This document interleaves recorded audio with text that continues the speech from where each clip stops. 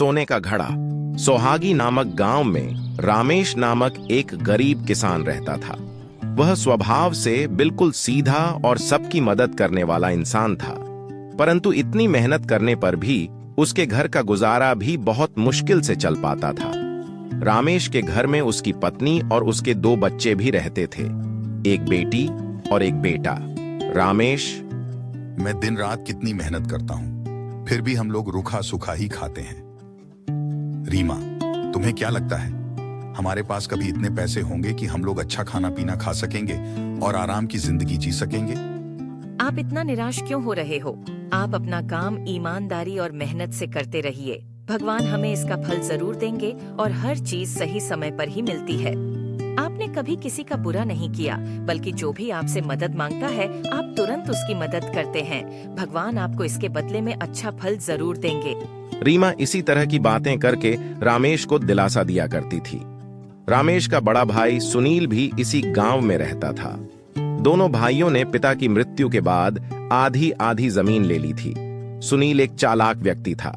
उसने चालाकी से अच्छी और उपजाऊ जमीन ले ली थी और बेकार जमीन रामेश को दे दी। सुनील को अपनी जमीन से पैदा हुई फसल का अच्छा मुनाफा होता था, पर वह कभी भी अपने छोटे भाई की मदद नहीं किया करता।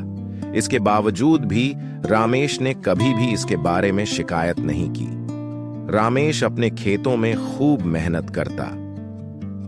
रीमा, मैं खेतों पर जमीन जोतने जा रहा हूँ। आज दिन भर वहीं रहूंगा। शाम तक ही काम पूरा हो पाएगा। तुम अपना ध्यान रखना और समय पर खाना खा लेना, ठीक है? परंतु क्या आप खाना खाने के लिए भी घर नहीं आएंगे?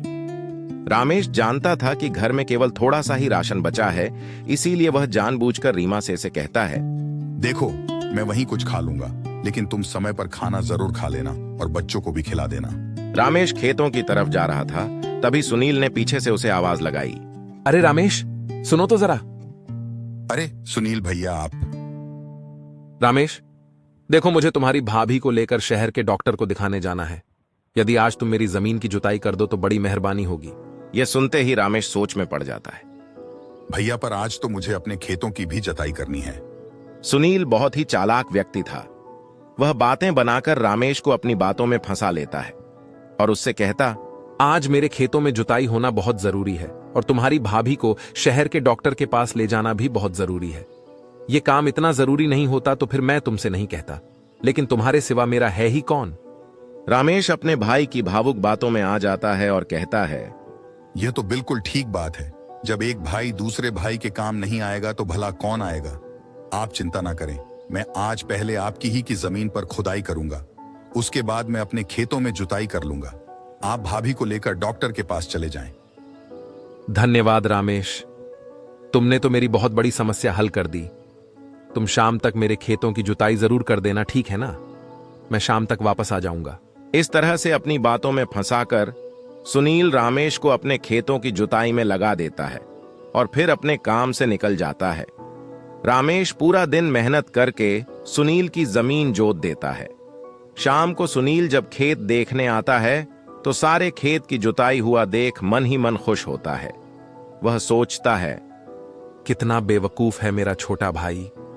मैंने उसे अपनी बातों में फंसा लिया और उस बेवकूफ ने अपना सारा काम छोड़कर पूरा दिन मेरी जमीन को खोदने में लगा दिया।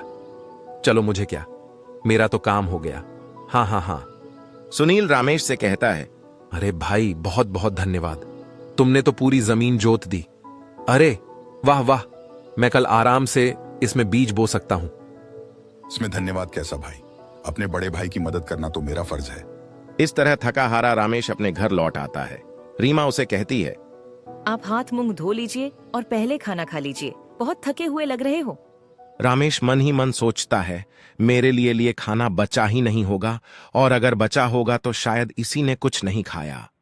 ये खाना तुम खा लो, मुझे बिल्कुल भी भूख नहीं है। क्या हुआ, आपको भूख क्यों नहीं लगी? अरे, आज सुनील भैया के खेतों पर काम चल रहा था तो उन्होंने मुझे खाना खिला दिया और अब मुझे और खाना खाने की इच्छा भी नहीं है। घर की स्थिति देखकर रामेश मन ही मन बहुत दुखी होता है और सोचता है, हे भगवान, मैं कितना बेबस हूं कि अपनी पत्नी और बच्चों का पेट भी नहीं भर सकता। मुझसे इनकी ये हालत नहीं देखी जाती। यह सोचते सोचते रामेश सो जाता है तो वह अपने सपने में देखता है कि लक्ष्मी उसके ऊपर सोने के सिक्कों की वर्षा कर रही है। अगले दिन रामेश उठते ही यह बात अपनी पत्नी को बताता है। रात को मैंने एक सपना देखा। महालक्ष्मी मेरे ऊपर सोने के सिक्कों की वर्षा कर रही है और हमारी गरीबी दूर हो गई है। ये तो बहुत अच्छा सपना है। सुबह का सपना तो सच होता है।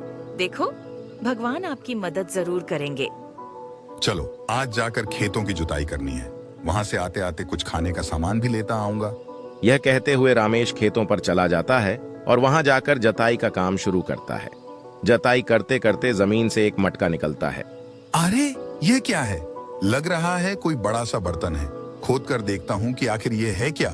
रामेश जैसे ही थोड़ी और खुदाई करता है उसे एक बड़ा सा सोने का मटका दिखाई देता है। मटका खोदने पर उसकी आंखें खुली की खुली रह जाती हैं। उसमें सोने की 2 मोहरें पड़ी थीं। तभी अचानक उसके सामने एक बूढ़ी अम्मा आती है और कहती है, बेटा, मैं एक लाचार बुढ़िया हूँ।